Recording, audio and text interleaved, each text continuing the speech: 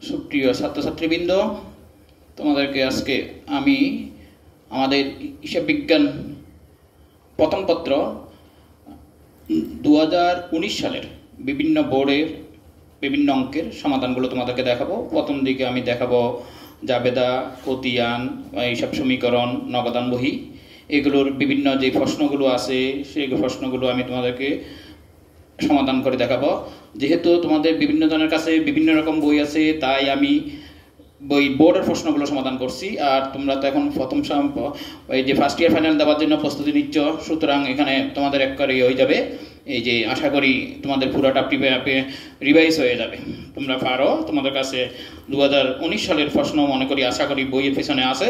আমি সেই হিসাবে তোমাদের 2019 সালের প্রশ্ন সমাধানগুলো করছি।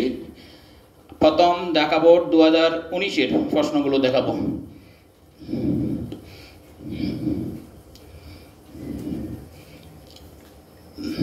ঢাকা বোর্ড 2000, আবারও বলছি ঢাকা বোর্ড 2019 3 নম্বর প্রশ্নটা। তোমরা ওখানে প্রশ্নটা যদি দেখো, খ বিভাগের 3 নম্বর প্রশ্নে প্রথমে বলছে জনাব সাকিবের 2018 সালে জানুয়ারি মাসে লেনদেন সমূহগুলো নিম্নরূপ। ওখানে বেশ কয়েকটা লেনদেন দিছে। তারপর আমার কতে বলছে কি লেনদেন নয় এমন ঘটনাগুলো উল্লেখ করো। এখন আমাদেরকে জানতে হবে আগে কোনগুলো লেনদেন। যে সমস্ত ঘটনা যেগুলো আর্থিক অবস্থার পরিবর্তন হয় সেগুলো ব্যবসায়ীর লেনদেন হিসেবে বিবেচিত হয়। ঘটনা ঘটলেই হবে না, ঘটনাগুলোর সাথে ব্যবসায়ীর আর্থিক অবস্থা, দ্যাট মিনস আমার নগদ টাকা পয়সায় নগদ টাকায় রূপান্তর করা যায়। নগদ টাকার হয় ক্ষতি হয়েছে, লাভ হয়েছে, আসছে, হ্যাঁ, আগমন হয়েছে, নির্গমন হয়েছে, এরকম হতে হবে।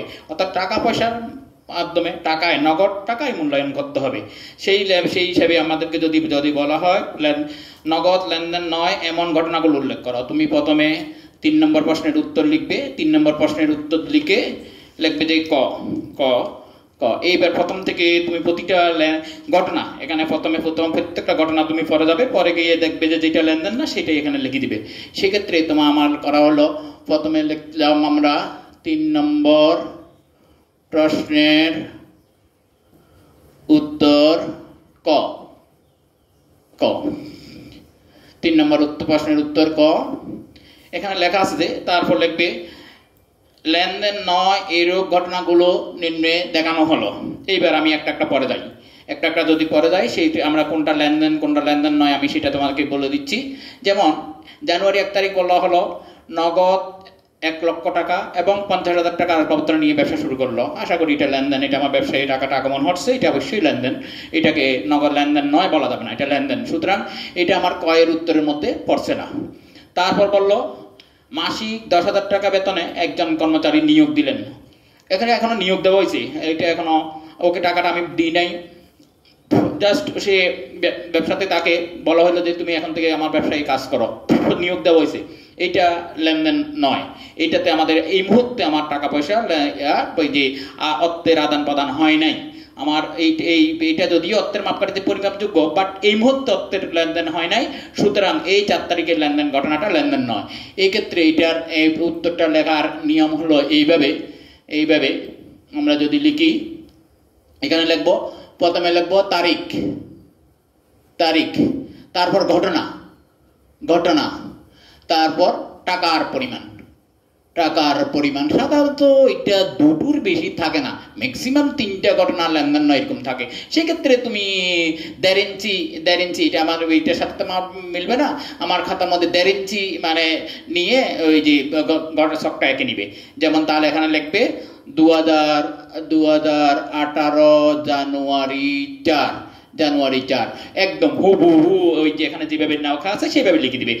আমি লিখলাম না, আশা করি তোমাদের সামনে প্রশ্নটা আছে, আমি বেশি পড়ানোর জন্য তোমাদেরকে আমি আর লিখলাম না। মাসিক যে 10,000 টাকা বেতনে একজন কর্মচারী নিয়োগ দিলেন, এখানে টাকাটা অ্যামাউন্টটা লিখে দিবা। আশা করি এখানে কি লিখতে হবে আমি আবারও বলছি, প্রশ্ন থেকে হুবহু ওই ঘটনাটা লিখে দিবা। ওকে। তারপর 10 তারিখ আছে ধারে পণ্য ক্রয়, এটা ব্যবসায়িক লেনদেন, এটা আমার এই উত্তরের সাথে সংশ্লিষ্ট নয়। 14 তারিখ নগদে পণ্য ক্রয়, ধারে পণ্য ক্রয়, আমি পণ্যটা আমার ব্যবসাতে আসছে, ওকে টুডে অর টুমরো আমাকে টাকাটা পেমেন্ট করে দিতে হবে, সুতরাং এটা আর্থিক লেনদেন, এটা আমার লেনদেনের মধ্যে পড়ছে। নগদ ক্রয় করলেও লেনদেন, এটাও আমার লেনদেন, এটা এই উত্তরের সাথে সংশ্লিষ্ট নয়। 20 তারিখ নগদে পণ্য বিক্রয়, নগদে পণ্য বিক্রয়, টাকা আসছে, নগদান হিসাব ডেবিট, বিক্রয় হিসাব ক্রেডিট, এটাও আমার লেনদেন, এটাও হিসাব আমার লেনদেন। এবার বলছে 25 তারিখ নিজস্ব তহবিল থেকে ছেলের স্কুলের বেতন প্রদান করা হলো। নিজস্ব তহবিল থেকে স্কুলে বেতন প্রদান করা হয়েছে। আমার ব্যবসাটা যদি মনে করো, ধরে নিলাম আমার ব্যবসাটা আমার এখানে চকবাজার, তার বাসা হলো এই যে আরেক জায়গায়, সুতরাং ওর বাড়ি থেকে স্কুলে ছেলের স্কুলে বেতন দিছে, সুতরাং এটা ব্যবসায়িক লেনদেন নয়। এই ক্ষেত্রে এইটা এই কয়ের উত্তরের মধ্যে পড়তেছে, এ ডট ডট দিয়ে 25 তারিখ দিবা, দিয়ে হুবহু ওই ঘটনাটা লিখে দিবা, নিজস্ব তহবিল থেকে ছেলের স্কুলের বেতন প্রদান। এখানে টাকাটা উল্লেখ না করি তুমি টাকাটা এখানে উল্লেখ করে দেবে। হ্যাঁ, আবার বলছি, এই এখানে কি লিখবো তাহলে, ওই ঘটনাটা 25 তারিখের ঘটনাটা, নিজস্ব তহবিল থেকে ছেলের স্কুলের বেতন প্রদান। ওকে, এই দুটো হলো আমার ঘটনা, এটা আমার লেনদেনের মধ্যে পড়ছে না। আরেকটা ঘটনা আছে, কর্মচারীর বেতন প্রদান 30 তারিখ, এটা লেনদেন, সুতরাং এটা লেনদেন যেহেতু এটার উত্তরের মধ্যে আসতেছে না, আমার এই দুটো ঘটনাই এখানে লেনদেন, এই উত্তরটা এখানে শেষ। আশা করি আমি আর এটা লিখলাম না এখানে, এই যে এই দুটো তাহলে কি লিখবো আমি আবারও বলছি, 4 তারিখে প্রশ্নে যা লেখা আছে তা, 25 তারিখে দুটো ঘটনায় লেনদেন না, প্রশ্নে যা লেখা আছে তা, আশা করি বুঝতে পারছি। ক, এইবার খতে আমি দেখাচ্ছি, খ উত্তরটার জন্য এবার ওইভাবে লিখবে। 3 নম্বর প্রশ্নের উত্তর খ, 3 নম্বর প্রশ্নের উত্তর খ।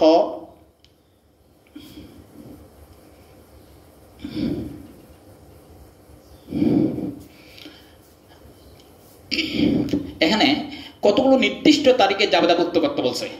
আমি বলি এখানে যে কতগুলো লেনদেন ঘটনা দিছে, ওই দুটো ঘটনা আগের আমার কয়েতে যে দুটো ছিল সে দুটো লেনদেন নয়, এই দুটো বাদে বাকি সমস্ত ঘটনাগুলোর এখানে যদিও স্পেসিফিক 4টা লেনদেন দিছে, তোমরা পরীক্ষাতে ওই 4টার উত্তরই করবে, বাট আমি এখানে তোমাদের বোঝার সুবিধার জন্য, তোমাদের মনে রাখার সুবিধার জন্য সমস্ত জাবেদাগুলো বলে দিচ্ছি, আমি তোমাদেরকে জাবেদাভুক্ত করে দিচ্ছি তোমাদেরকে। এখানে যদিও 4টা বলছে, তোমরা উত্তর দেওয়ার সময়, পরীক্ষাতে উত্তর দেওয়ার সময় 4টাই দিবে, যে 4টা স্পেসিফিক মেনশন করা আছে সেই 4টা, বাট আমি তোমাদের বোঝার জন্য সবগুলো করে দিচ্ছি। এইবার জাবেদার ছক আঁকবে, এইটা আঁকবে, ওই যে জাবেদার মনে করো 4টা জাবেদার জন্য তুমি আন্দাজ করি তোমার যতটুকু জায়গা লাগে নিচের দাগটা দিবা, নিচের দাগটা দিয়ে এই দিক থেকে ছক আঁকবা, বিবরণ করে রাখবে না। এই যে এখানে ক্রেডিটের অংশটা, ডেবিটের অংশটা এখানে খতিয়ান পৃষ্ঠা, আর এদিকে তারিখের ঘরটা দিয়ে দিবা, যা তাকে সেটাই বিবরণ আঁকার দরকার নাই, বিবরণ না এঁকে এইভাবে ছক আঁকবা। এই দিক থেকে যাবা না, এদিক থেকে যাবে এই দুটো ঘর সুন্দর করে সমান নাও হতে পারে। যদিও তোমাদের খাতা থাকলে তোমাদের সামনে, যদি এখন তোমরা যদি আমার সামনে থাকতা, তোমাদের কারো খাতায় আমি দেখে দিতে পারতাম, সেক্ষেত্রে আর ভালো হতো। তারপর আশা করি বুঝাইতে পারছি। এইগুলো আর বলার দরকার নাই। তারিখ, বিবরণ, খতিয়ান পৃষ্ঠা, ডেবিট টাকা,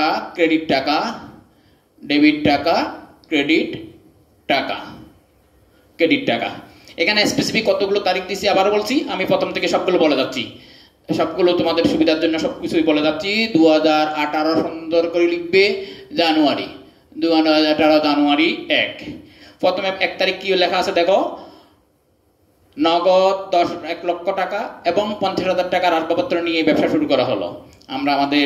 তোমরা যেহেতু এখন ফার্স্ট ইয়ারের ফাইনাল দেওয়ার কাছাকাছি পর্যায়ে আসো, তোমরা 1 বছর পড়ছো, সুতরাং এগুলো তোমাদেরকে এখন জাবেদার নিয়ম না বলে আমি যতটুকু সম্ভব তোমাদেরকে অ্যাডভান্স হিসাবে বোঝাচ্ছি। আশা করি তোমরা এই জাবেদাগুলো জানো।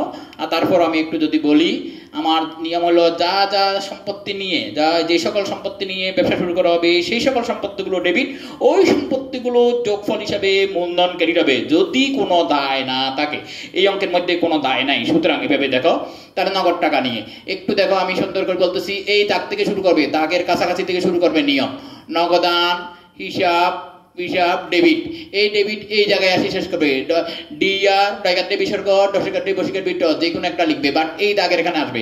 নগদান, হিসাব, ডেবিট 1 লক্ষ টাকা, টাকাটা সুন্দর করে লেগে 1 দশক করে সোজাসুজি থাকে, কোনো কিছু মার্কস কাটার জন্য যেন কোনো পাওয়া না থাকে, জায়গা না থাকে। আসবাবপত্র হিসাব ডেবিট, দন্তান্ন সোজা সরেয়া, আসবাবপত্র হিসাব ডেবিট, আবারও এই ডেবিট, আসবাবপত্র হিসাব ডেবিট, 50,000 টাকা একক দশক কর সোজা রাখবা, অ্যাকাউন্টিং স্যারেরা এগুলো 50 যাবে কিনা বলে এই তোমার একক দশক করগুলো খুব বেশি চোখে পড়বে, মার্কস কেটে রাখবে না হয়তো। সবাইকে এ প্লাস পাবা এত সহজ না, ফুল আনসার করে তুমি এ প্লাস পাতে পারবে না। এই তারপরে দুটো যোগফল হিসাবে মূলধন হিসাব ক্রেডিট একটু ডানে, তোমার খাতার হিসাবে আধা ইঞ্চি মনে রাখবা, আধা ইঞ্চি ডানে রাখবা, নগদ মূলধন হিসাব ক্রেডিট, মূলধন হিসাব ক্রেডিট, দুটো যোগফল 1,50,000 টাকা। আমি ব্যাখ্যাটা আর লিখলাম না, ব্যাখ্যাটা লিখবা কারণ, অথবা এখানে লেখার সময় লিখবা কারণ, অথবা যেহেতু, অথবা উল্টা সুতরাং। উল্টা সুতরাং মানে এই যে উল্টা সুতরাং, উল্টা সুতরাং, সুতরাং এর উল্টো হলে এটাও যেহেতু বলা হয়, যে কোনো একটা লিখলেই হলো, এই কথাটা লিখবেই। হ্যাঁ, কি লিখবো তাহলে ব্যাখ্যাতে? নগদ টাকা এবং আসবাবপত্র নিয়ে ব্যবসা শুরু করা হলো, নগদ টাকা এবং আসবাবপত্র নিয়ে ব্যবসা শুরু করা হলো। এটা আমি তোমাদের বেশি পড়ানোর সুবিধার জন্য তোমাদেরকে এখন লিখলাম না, এখন আর লিখলাম না, আশা করি তোমরা এটা লিখতে পারবে। এইবার এই ডট ডট দিবে, ডট ডট দিয়ে অরিজিনালি যেটা চাইবে, যত নম্বর যত তারিখ চাইছে সেই তারিখটা দিব। বাট আমি যেহেতু বলছিলাম এখানে সবগুলো করাচ্ছি, সেজন্য আমি সবগুলোই দেখে দিচ্ছি এখানে। তারপর 4 তারিখটা আমার এটা ওই কয়ের উত্তরের মধ্যে চলে গেছে, যে সমস্ত ঘটনা লেনদেন নয়, এটা লেনদেন নয়ের মধ্যে চলে গেছে, সুতরাং ওটা ওখানে আছে, এইটা লেনদেন নয়। আমরা এবার করব 10 তারিখ। 10 তারিখটা কি বলছে দেখো, ধারে পণ্য ক্রয়। তাহলে ধারে পণ্য ক্রয় করা হলো, ক্রয় হিসাব ডেবিট, মাল কিনলে ক্রয় হিসাব ডেবিট, মাল খরিদ হিসাব ডেবিট, পণ্য ক্রয় হিসাব ডেবিট, যে কোনো একটা লিখবে। বাট আরেকবার যদি আসে, এটা যদি মনে করো ক্রয়ের ঘটনাটা যদি আরেকবার আসে, সেক্ষেত্রেও ওই প্রথমবার যেটা লিখছো সেটাই লিখবা। দ্যাট মিনস ওই যে তুমি প্রথমবার যদি মাল খরিদ লেখো, সেকেন্ড টাইমও মাল খরিদ লিখবা। প্রথমবার যদি মাল ক্রয় লেখো, দ্বিতীয়বার মাল ক্রয় লিখবা। প্রথমবার যদি শুধু ক্রয় লেখো, পরের বার ক্রয় লিখবা। মানে একবার মাল ক্রয়, একবার মাল খরিদ, একবার ক্রয়, একবার মাল ক্রয়, এইভাবে লিখিও না। প্রথমবার যেটা লিখবে সেটাই লিখবে, সবটাই কারেক্ট, কিন্তু প্রত্যেকটা একইভাবে লিখবে। এখানে লেখা আছে ধারে পণ্য ক্রয়, তাহলে আমি লিখলাম মনে করো পণ্য ক্রয়, মাল ক্রয়, যাই লিখি না কেন, হ্যাঁ, ক্রয় হিসাব ডেবিট, ধারে ধারে। যদি আমি নগদ টাকা দিয়ে দিতাম, নগদান হিসাব ক্রেডিট।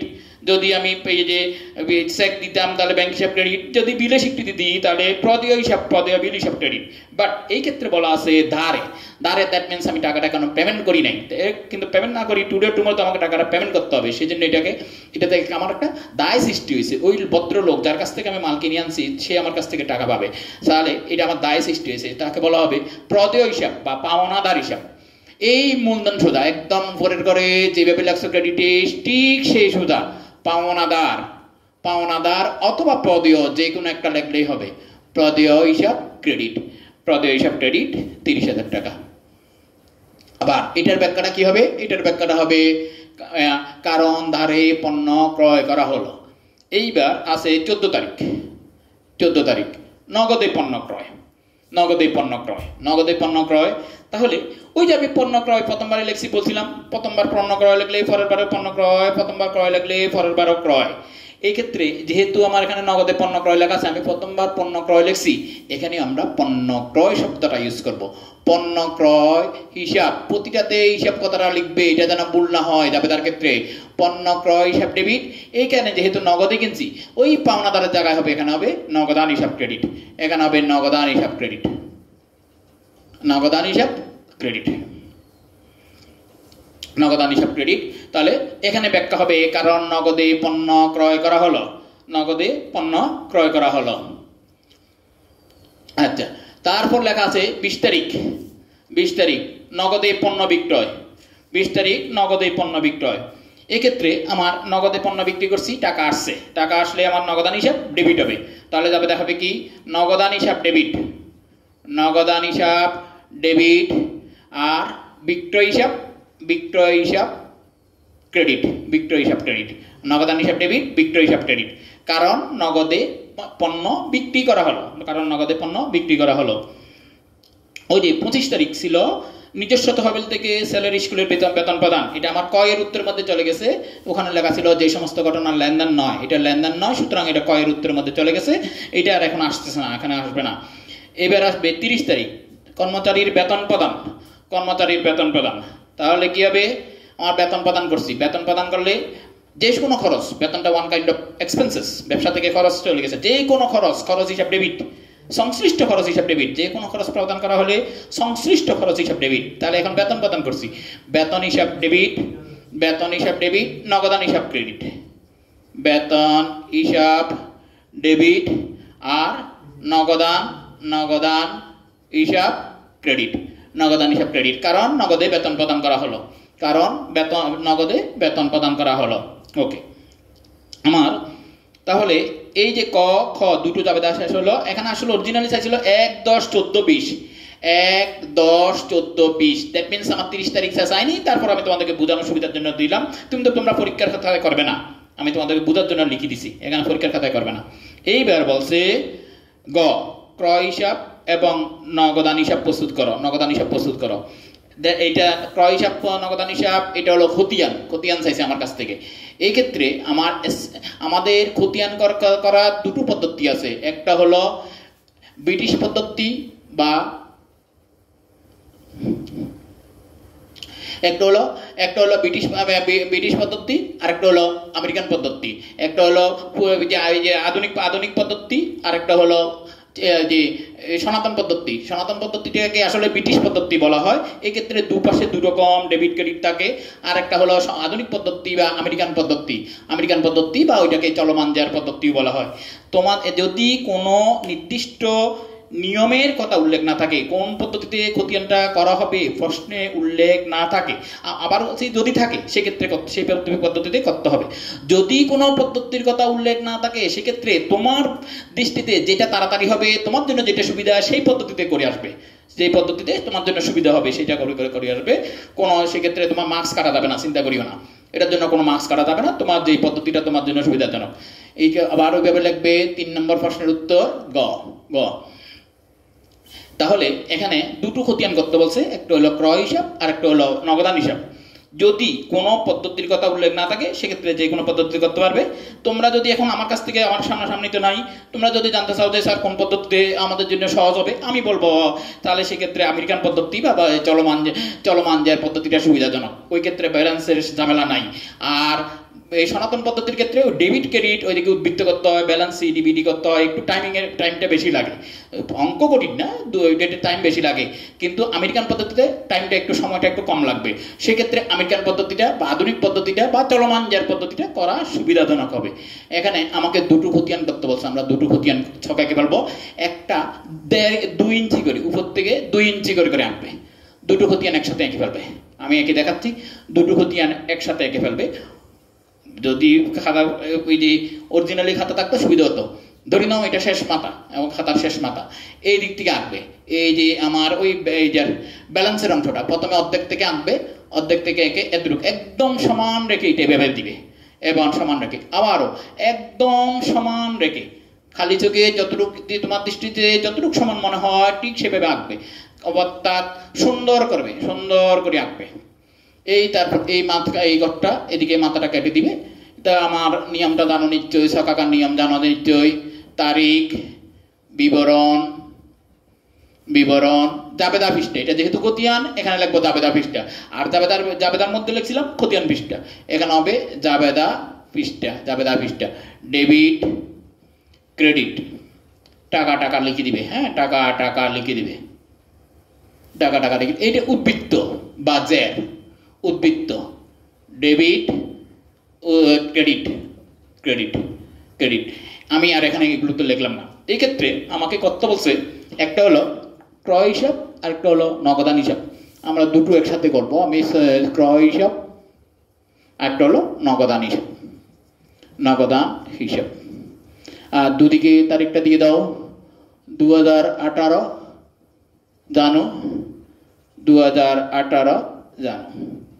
ওকে, এটা লিখে এইবার প্রথম থেকে সমস্ত জাবেদাগুলো মুখে মনে জাবেদা করে আসবে। এই দুটো খতিয়ানের সাথে যেগুলো সম্পর্কিত সেগুলো এখানে বসাই দিবে। আবার বলছি, প্রথম থেকে জাবেদাগুলো পরে আসে যে সমস্ত ঘটনা বা লেনদেনগুলো এই খতিয়ানের সাথে সম্পর্কিত সেগুলো এখানে বসাই ফেলবে। আমি প্রথম থেকে তোমাদেরকে দেখা দিচ্ছি। তাহলে সেক্ষেত্রে দেখো, নগদ 1 লক্ষ টাকা নিয়ে ব্যবসা শুরু করা হলো, তাহলে আমার জাবেদা কি দ্বারা ছিল? নগদান হিসাব ডেবিট আর মূলধন হিসাব ক্রেডিট। তাহলে আমার এখানে নগদান হিসাব আছে, এটা এখানে লিখে ফেলবো, যেহেতু আমার এটা আছে। তাহলে নগদান হিসাবের ডেবিট পাশে লিখবো মূলধন হিসাব, নগদান হিসাবে ডেবিট পাশে লিখবো মূলধন হিসাব, বিবরণের ঘরে মূলধন হিসাব লিখবো, টাকাটা নগদের ঘরে ডেবিট পাশে। আরেকটা ক্রেডিট ছিল কি মূলধন হিসাব, মূলধন হিসাব এখানে করতে বলেনি, আবার মূলধন হিসাব বসতেছে না, মূলধন হিসাবটা বসতেছে না। তাহলে আবার আছে ওই আমার প্রথম ঘটনা লেনদেনের মধ্যে আরেকটা ছিল 50,000 টাকার আসবাবপত্র নিয়ে ব্যবসা শুরু করা হলো। তাহলে আসবাবপত্র নিয়ে ব্যবসা শুরু করা হয়েছে, এই ক্ষেত্রে যাবে দাঁড়াইছে আসবাবপত্র হিসাব ডেবিট, মূলধন হিসাব ক্রেডিট। আমাকে আসবাবপত্র হিসাব করতে বলেনি, মূলধন হিসাব করতে বলেনি, এই লেনদেনটা তাহলে বসছে না। তারপর বলছে 4 তারিখটা অনগদ লেনদেন বা লেনদেন নয়, এইটা আসতেছে না হিসাবে আমার, এটা লেনদেনটা এটা তো লেনদেন নয় বলে কয়ের উত্তরের মধ্যে ছিল। তারপর আমার 5-10 তারিখ যদি দেখি ধারে পণ্য ক্রয় যাবে কি দাঁড়াইছিল আমার ক্রয় হিসাব ডেবিট, পদ হিসাব বা পাওনাদার হিসাব ক্রেডিট, ক্রয় হিসাব চাইছে, সুতরাং এখানে এটা আসবে ক্রয় হিসাব। আমার যাবে কি দাঁড়াইছিল ক্রয় হিসাব ডেবিট, পাওনাদার হিসাব ক্রেডিট, আমরা এখানে পাওনাদার হিসাব। খেয়াল করিও তুমি যদি ওখানে পাওনাদার লেখা এখানে পাওনাদার লিখবে, ওখানে যদি পদ হিসাব লেখা এখানে পদ হিসাব লিখবে, ওখানে একরকম এখানে আরেক রকম লিখিও না, ওইটা একটু প্রবলেম হয়ে যাবে। ওখানে যদি তুমি পদ হিসাব দিয়ে দাও এখানে পদ হিসাব দিয়ে দিবে, পদ হিসাব লিখে দিবে ক্রয় হিসাব ডেবিট, পদ হিসাব ক্রেডিট। টাকা ছিল 30,000 টাকা, 30,000 টাকা। আবার যাবে দ্বারা হয়েছিল কি ক্রয় হিসাব ডেবিট, পদ হিসাব ক্রেডিট, এটা ক্রয় হিসাবের ডেবিটে বসছে আর একবার পদ হিসাবের ক্রেডিটে যাবে, বাট আমার এখানে পদ হিসাব করতে বলেনি, আমার পদ হিসাবটা বসছে না। Okay next. তারপর আছে কি নগদে পণ্য ক্রয়, এই ক্ষেত্রে আমি যদি যাবে করি যাবে দ্বারা কি দাঁড়াচ্ছে ক্রয় হিসাব ডেবিট, নগদান হিসাব ক্রেডিট, ক্রয় হিসাব ডেবিট, নগদান হিসাব ক্রেডিট। এখানে ক্রয় হিসাব আছে, ক্রয় হিসাবের ডেবিট পাশে, ক্রয় হিসাব হয়েছে ক্রয় হিসাবের ডেবিট পাশে, ক্রয় হিসাব ডেবিট 20,000 টাকা 14 তারিখ, ক্রয় হিসাব ডেবিট, ক্রয় হিসাবে ডেবিট পাশে বসবে নগদান হিসাব 20,000 টাকা, ক্রয় হিসাবের ডেবিট পাশে। আবার ক্রেডিট ছিল নগদান হিসাব, এখানে কিন্তু নগদান হিসাবও চাইছে, সুতরাং এখানে আবার নগদান হিসাবে ক্রেডিট পাশে চলে যাবে। এইটা এখানে নগদান হিসাবে হবে, ডেবিটে যা ছিল তা ক্রেডিট হয়েছে। আবার বুঝাচ্ছি যাবে দাটা আমার নগদে পণ্য ক্রয় যাবে তা কি দাঁড়াইছে ক্রয় হিসাব ডেবিট, নগদান হিসাব ক্রেডিট। আমাদের খতিয়ান করার নিয়ম হলো যেটা ডেবিট সেটা ডেবিট পাশে বিবরণের করে লেখা হবে ক্রেডিটে যা আছে তা, আর যেটা ক্রেডিট সেটার ক্রেডিট পাশে টাকাটা লেখার সময় ক্রেডিট পাশে লিখবো, বাট লেখা হবে উল্টো ডেবিটে যা ছিল তা। দ্যাট মিনস আমার যাবে তা কি দাঁড়াইছে ক্রয় হিসাব ডেবিট, নগদান হিসাব ক্রেডিট। ক্রয় হিসাবে ডেবিট পাশে হচ্ছে নগদান হিসাব, নগদান হিসাব দিয়ে টাকাটা নগদ ডেবিট পাশে পড়ছে, আর নগদান হিসাবের ক্রেডিট পাশে হবে এখানে লেখা হবে ক্রয় হিসাব দিয়ে ক্রেডিট পাশে টাকাটা বসবে ক্রেডিট পাশে। নেক্সট। তারপর নগদে পণ্য বিক্রয় আমার জাবেদা করলে জাবেদা কি দাঁড়াচ্ছে নগদে পণ্য বিক্রয় জাবেদা কি দাঁড়াচ্ছে নগদান হিসাব ডেবিট, বিক্রয় হিসাব ক্রেডিট। আমার নগদান হিসাব আছে, সুতরাং এখানে নগদান হিসাবের মধ্যে আসবে তারিখটা হলো 20 তারিখ 1 লক্ষ টাকা, তারিখ 20 তারিখ। জাবেদা কি দাঁড়িয়েছে আবার বলছি নগদান হিসাব ডেবিট, বিক্রয় হিসাব ক্রেডিট। তাহলে নগদান হিসাব আমার নগদান হিসাবের খতিয়ানটা চাইছে, এখানে লেখার সময় লিখবো আমরা বিক্রয় হিসাব, বিক্রয় হিসাব 1 লক্ষ টাকা। আর বিক্রয় হিসাবে ক্রেডিট পাশে যাবে আমার যে খতিয়ানগুলো আপাতত এই প্রশ্নের মধ্যে যেটা চাইছে সেটার মধ্যে আমার বিক্রয় হিসাব চাই নাই, সুতরাং এটা আর বসছে না। বাট যদি আমার বিক্রয় হিসাব চাইতো বিক্রয় হিসাবে ক্রেডিট পাশে নগদান হিসাব নামে বসতো। ওকে। আরেকটা 25 তারিখ এটা লেনদেন নয়, এটা কয়ের উত্তরের মধ্যে ছিল। আর 30 তারিখ ছিল কর্মচারীর বেতন প্রদান। তাহলে এটা যাবে কি দাঁড়াইছে বেতন হিসাব ডেবিট, নগদান হিসাব ক্রেডিট। এখানে বেতন হিসাবে ডেবিট পাশে পড়বে নগদান হিসাব, কিন্তু বেতন হিসাব চাই নাই, সো বসতেছে না এখানে। কিন্তু নগদান হিসাব চাইছে, নগদান হিসাব যেহেতু চাইছে নগদান হিসাবের ক্রেডিট পাশে বসবে। আমার হবে কি যাবে কি দাঁড়াইছে বেতন হিসাব ডেবিট, নগদান হিসাব ক্রেডিট। নগদান হিসাবে বসবে বেতন হিসাব 8,000 টাকা ক্রেডিটে। এই শেষ আমার লেনদেনগুলো জায়গা শেষ। এইবার আমাকে ব্যালেন্স টানতে হবে। এই যে ডেবিট, এই প্রথমে ডেবিটের টাকাটা ডেবিট। এইবার কোনাকুনি আমরা চিন্তা করবো, কোনাকুনি যদি চিন্তা করি আমি বলি ডেবিট যোগ ডেবিটে বসবে। ডেবিট ক্রেডিট হলে বিয়োগ হবে, আবার ক্রেডিট ডেবিট হলে বিয়োগ হবে। সেই ক্ষেত্রে বিয়োগ করে বিয়োগ ফলটা বা পার্থক্যটা যেই পাশে বড় সেই পাশে বসবে। এইটাও ডেবিট এটাও ডেবিট, কিন্তু ক্ষেত্রে দুটো যোগ হয় ডেবিটেই বসবে। আচ্ছা আমি তোমাদেরকে যেটা বুঝাতে চাচ্ছিলাম সেটাই এখানে আছে। দেখো এখানে এটা ডেবিট আছে, ডেবিটে বসে গেল। বাট এখানে আমার তারপর একটা ক্রেডিট আছে, তাহলে এইটার সাথে এই ব্যালেন্সের করে বা উদ্বৃত্তের করে এই টাকাটার সাথে এই টাকাটার পার্থক্য নির্ণয় করব। এখানে ডেবিটে আছে 1,00,000 টাকা, ক্রেডিটে আছে 20,000 টাকা, দুটোর পার্থক্য হলো 80,000 টাকা। সেই ক্ষেত্রে আমাকে খেয়াল করতে হবে কোনটা বড়, ডেবিট বড়। ডেবিট ক্রেডিট বিয়োগ, খেয়াল রাখবে ক্রেডিট ডেবিট বিয়োগ বা পার্থক্য, ডেবিট ক্রেডিট বিয়োগ, ক্রেডিট ডেবিট বিয়োগ, সেক্ষেত্রে বড়টা যেদিকে সেদিকে বসবে। দেখো এখানে ডেবিটে আছে 1,00,000 টাকা, ক্রেডিটে আছে 20,000 টাকা, দুটোর পার্থক্য হলো 80,000 টাকা। এখানে ডেবিটটা বড়, তাই টাকাটা ডেবিটে বসবে, একটু খেয়াল রাখো। এবার যারা বুঝো না তাদের জন্য আবারও বলছি, এইটা ডেবিট, এটা ডেবিট, ডেবিট ডেবিট যোগ, ডেবিট ডেবিট যোগ, ডেবিট ডেবিট যোগ, ডেবিট ক্রেডিট বিয়োগ, ক্রেডিট ডেবিট বিয়োগ, এইটা ডেবিট, এটাও ডেবিট, ডেবিট ডেবিট যোগ হয়ে যাবে। এখানে 80,000 টাকা ডেবিট, এখানে 1,00,000 টাকা ডেবিট, দুটো যোগ হয়ে যাচ্ছে 1,80,000 টাকা, 1,80,000 টাকা। আবার এইটা ডেবিট, এই যে ফরের ব্রাঞ্চটা এটা ক্রেডিট। আবার বলছিলাম আমি তোমাদেরকে কোনাকুনি ডেবিট ক্রেডিট হলে বিয়োগ বা পার্থক্য, ক্রেডিট ডেবিটও পার্থক্য। এই ক্ষেত্রে 1,80,000 আর 8,000 এর পার্থক্য হলো 1,72,000 টাকা। 1,80,000 এবং 1,08,000 এর পার্থক্য হলো 72,000 টাকা, 1,72,000 টাকা। এখানে ডেবিট বড় দেখি, ডেবিটে বসে যাবে, ডেবিটটি বসে যাবে 1,72,000 টাকা। ওকে, 3 নম্বরটা শেষ। এইবার 4 নম্বরটা।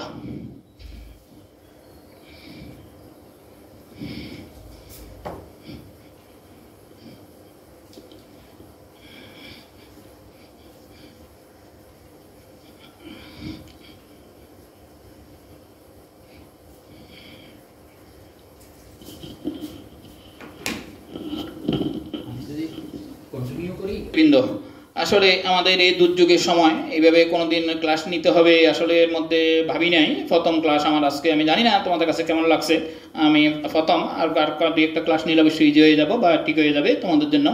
তারপরও তোমরা এটা একটু বাসায় প্র্যাকটিস করবে।